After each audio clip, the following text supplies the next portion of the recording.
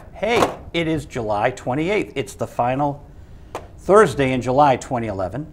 It's our first Thursday starting Visual Radio Live. We used to be on Friday nights. Tom Cooper was my final guest on the Friday night show, along with Bruce Kulick of Kiss and Grand Funk Railroad, and Frank Dell'Estrito, of course. And I thought it would be appropriate, not really, but because we had this planned a long time, but it sounds good because a colleague of Tom Cooper's is here with us. Legendary Donna Halper is in the studio, and here you are, Donna. Here I am. I'm legendary. Back on Visual Radio. Oh, it's great to be back. It's been ages. When's the last time I was on? 2000? Yeah, something like 2001, 1999? Wow. I was still at Emerson back then. Yeah. Boy, a lot's changed since then, I'll tell you that much. I still think of you as Emerson, but you're at Leslie? I went over to Leslie in 2008 and been there ever since. They gave me the opportunity to start a communication program there, and that's what I've been doing. We got a college newspaper, which in fact just won the award for the best new student group this past year, and got 15 different courses and just doing all kinds of stuff, having fun. Is there a radio station? I wish there were. I mean, let's be honest, radio licenses are horribly expensive to get. I don't foresee it in the near future, but on the other hand, maybe an internet station, who knows what's going to happen. For now, I'm just happy doing guest spots on people's programs and, you know, talking about my book and doing all that kind of thing. But one of these days, God willing, maybe we'll have a radio station. I mean, I miss radio. I love radio. It's where my heart is. Oh, you know my good friend Len Malu. Oh, yes, of course. So Len went from New England Institute of Art over to Simmons, and he built an internet radio station. But this is a nice topic for us because I went for an interview at Bunker Hill to run their radio. I taught there many years ago. Do you know how they run their radio? Tell me. They have 2 loudspeakers in the cafeteria. So you probably know I ran Alston Brighton Free Radio. Yes, absolutely, yes. So I go in there with, like, you know, my resume and, like, you know, hey, I worked at NSH as program director, and let's put a Part 15 FCC, and we'll do the internet, and we'll get the trades, and we'll run this like a real radio station. It was too much for them. No, we want to run it in the speaker. And I said, we just want you to do the trades with the kids and act like you got a radio station. And you know, it's like, and I think they finally got a teacher to kind of like sub. So I give them records. I treat them with respect.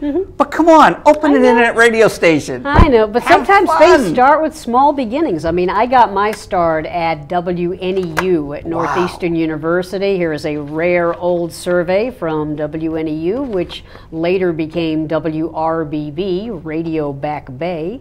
And WNEU used to broadcast, you know, to the cafeteria and to the dormitories. And, you know, if you were lucky, you might be able to get it across the street. Was it closed circuit? Yeah. Absolutely. Like ECB? Absolutely. Emerson. But eventually, they wanted to have a, you know, real honest-to-God radio station that you could hear in other parts of Boston, and that's why we applied for the license, and that's why we became WRBB. I'm a pack rat, folks. I mean, if it exists, I probably have a copy of it. And this is one of the earliest surveys from WRBB at Northeastern, which changed its call letters in the summer of 1970. So, you know, just because they're not a Part 15 now, who knows what they'll be in the future. And it's good that you're at least, you know, pushing them a little bit. Hey, all due respect to our good friend Bob Bidner, but this is our quasi Let's Talk About Radio. Indeed. And I wish that he would come back and do Let's Talk About Radio With you. again. He keeps telling me he's going to. But hey, he's got a nice home on the water. He's up in Maine. God bless him. Oh, he lives in Maine? Yeah. So he moved out of... Yeah. Okay. So God bless him. JTO, Yeah, right? yeah. So he lives happy. near his station. Yep. And for those who have no clue what we're talking about, Bob Bittner is a local broadcaster, live and local, does a radio station called WJIB, which many years ago, talk about descendants of radio stations, WCAS in Cambridge. Those were some of the happiest days of my life. I mean, I wasn't getting, oh yeah, I wasn't paid beans, but it was a wonderful station. It played folk music. I mean, this was such a great market for music, I'm telling you. I mean, you could see an up-and-coming Tom Rush, an up-and-coming Bob Dylan or Joan Baez. You had Carly Simon's brother doing reggae, Peter Simon, the photographer. And all, there were the Club 47 and the Unicorn Coffee House. And in fact, Tom Rush's first record was kind of self-produced on Ly Cornu Records. And I mean, there was so much great music. Yes, absolutely. And there was so much great music back then. Wow. I'm not saying there isn't great music today. I'm just saying that to digress for a second, some of you know that I discovered a rock group called Rush, and they dedicated their first 2 albums to me. And I'm in the documentary about them. And the name of the documentary again is? Beyond the Lighted Stage. And is that with Rounder? Just came out last year on DVD, and they're on Rounder now. Yes, absolutely. Rush is on Rounder? On a Rounder distributed label, I believe so. That's amazing. Yeah. Who would have thought that the folk music you're talking about is now distributed? Well, you got to expand. You got to be on top of things. I believe they're still aligned with Atlantic. If I seem like I don't know, I'm just not in that world anymore. The world that I'm in, they're my friends. We hang out. I have the privilege of being with them when they're in the area, and I keep in touch with their management. And it's dysfunctional. Yeah, it's hard. That was what I was starting to say. That if people come to me all the time and they're like, "Oh, you discovered this rock group and they sold all these records and blah blah blah. Here's my tape," and I'm like, "Thank you for sharing," but it's a different era. Unfortunately, you don't have the autonomy. When I discovered Rush, I was in a world where a music director or a program director or even a DJ could listen to a record and just start playing it. Today, you got to go through 19 committees and a focus group and this and that. And because of consolidation, stations are so afraid to take a chance on music that a lot of really good artists aren't getting played anywhere, and it's just so problematic. So growing up in an era where you could hear a young Tom Rush and then go back to your college station or even your professional station and just play it on the radio. Ian and Sylvia used to come by. I mean, people would just pop in.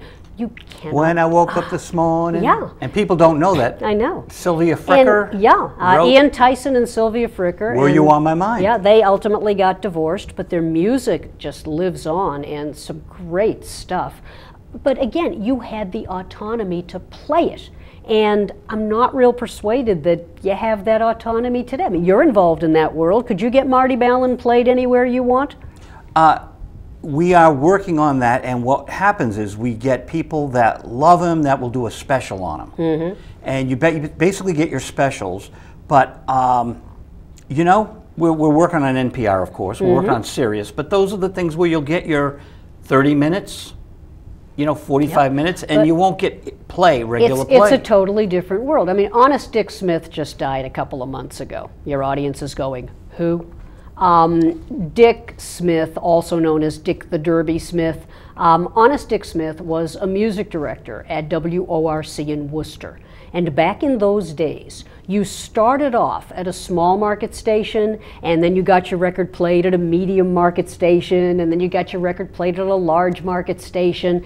Today, because of consolidation, so many of those stations are now automated, voice-tracked. There's nowhere to take your record to. And the Honest Dick Smiths of the world, who broke all kinds of new songs, they're gone. And who's going to take their place?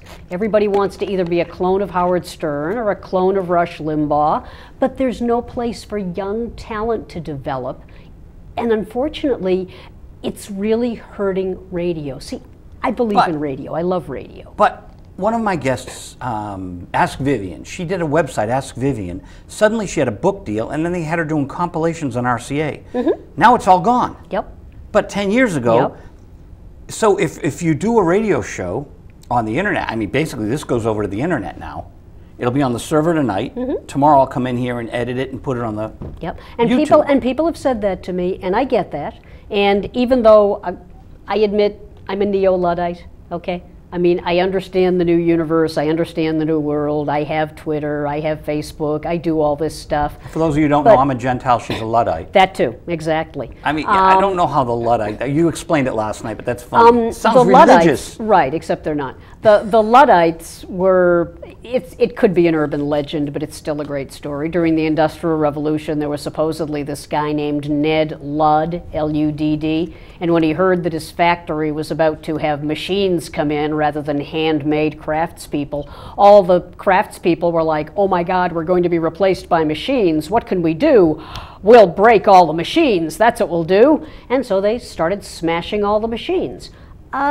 Didn't work out too well for them. What ended up happening, of course, it ended up that they all got fired and the machines came in anyway. So I'm sort of a neo-Luddite. It's like I miss some of the old school stuff. I feel like a lot of the things are just planned obsolescence. I like talking to people on the telephone. I'm not comfortable texting. Okay, maybe part of that is because I have, lupus, but it's hard for me to text. But I like talking to people.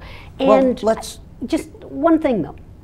We live in a world where everyone assumes that, oh yeah, you just download this and you download that and you put it on here and you put it on there, except 35% of the world is still on dial-up, okay? There are still parts of the United States where the connections are horrible, they don't have broadband, or it's prohibitively expensive, and then there's also a large number of people that, let's be honest, in a bad economy, the only place they're listening to music is at their local library where they get 15 minutes to do it, or maybe 35.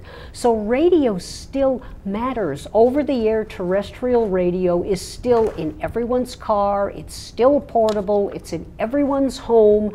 And while I love the internet, I think that radio is not quite dead yet because an awful lot of people rely on it. Well, that was my question. I was just going to ask you, put on your visionary hat for a minute. If history repeats itself, as everyone migrates to the YouTube and to the web and to all this, and radio becomes less essential because the kids have their iPods, what's going to happen to all that space, all that spectrum with radio on AM, FM, digital?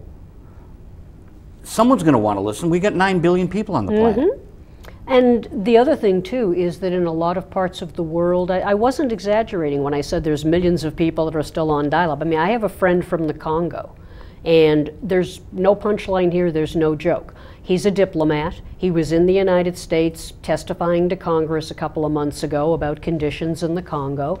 And what fascinated him about Greater Boston, because I showed him around, was paved roads, libraries, and instant internet connections, because he doesn't have any of that. He should. His country is not as impoverished as it is corrupt, but the fact remains that there are an awful lot of countries where the dream of just, oh wow, instant access, it isn't there yet. Now, in the future, yeah, sure, it might be there in the future. I don't know when, and I do know that we still have a digital divide. We still have haves and have-nots. Oh. We're haves, good for us, but there's still a world where radio is essential.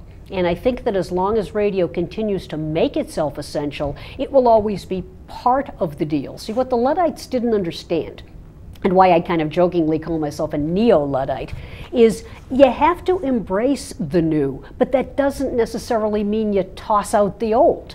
There's still a lot of really good things from old school that are now kind of coming back. I mean, people are joking like, wow, you got tie-dyes. They're back. They're back. An awful lot of people like them. I noticed your Hawaiian shirt.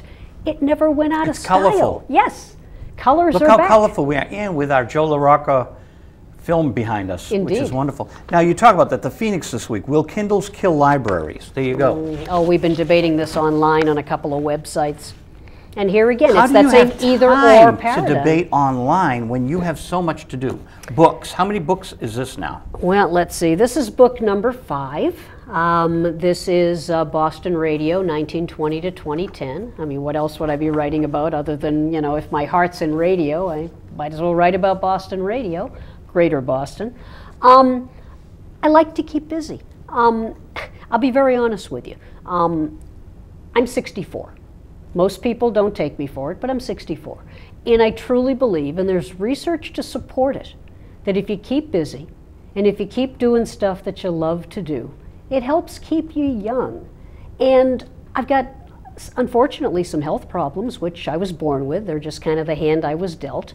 And what keeps me busy keeps my mind off of how I'm feeling. So the busier I am, the less I am sitting around going, geez, it's hard for me to do this, or it hurts when I do that. It's like, forget that. I've got these classes to teach. I've got these books to write. I'm a volunteer. I mentor. I tutor, you know, and I think it's helped me.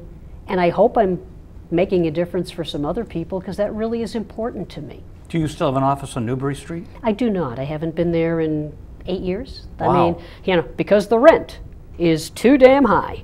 And seriously, I mean, the rent was outrageous. And when I left Emerson, that was just kind of, I was sort of... A skip and a jump, right? Yeah. So ultimately, I just figured, hey, I'll move everything to Quincy, and that's pretty much what I did. Where is Leslie? Leslie is in Cambridge. It's right near Harvard Square. Do you commute in? Do you take the train? Yeah, I commute. I drive. Oh, you drive in instead of the... I have to. I can't take the long walk, unfortunately. But, you know, I try no, to do it every I meant now like and the then. train or the bus. Is that more convenient? Actually, in my case, neither one of them is that near to Leslie, so I drive, and they give us a really nice deal on parking, which I'm appreciative of. And I'm at Leslie, I'd say 4 or 5 days a week, sometimes 4, sometimes 5. I teach a number of classes in the communication program. This fall, I'll be teaching, media analysis and public speaking, and I'll be teaching an English literature course. I normally teach the introduction to communication, and I advise the school newspaper, which is a lot of fun. Do you bring Tom Cooper in to speak, or people like that? Oh, I love Tom. Tom and I go back so many years. I'm just delighted to be back in touch with him again. I've quoted him many times, and I'd like to believe he's quoted me. He said, give her my card, so I put it in the book so I wouldn't lose it. Was that smart? I love and Tom. now you have it. Tom is awesome. He was a great guest, and a good sport, too. Absolutely.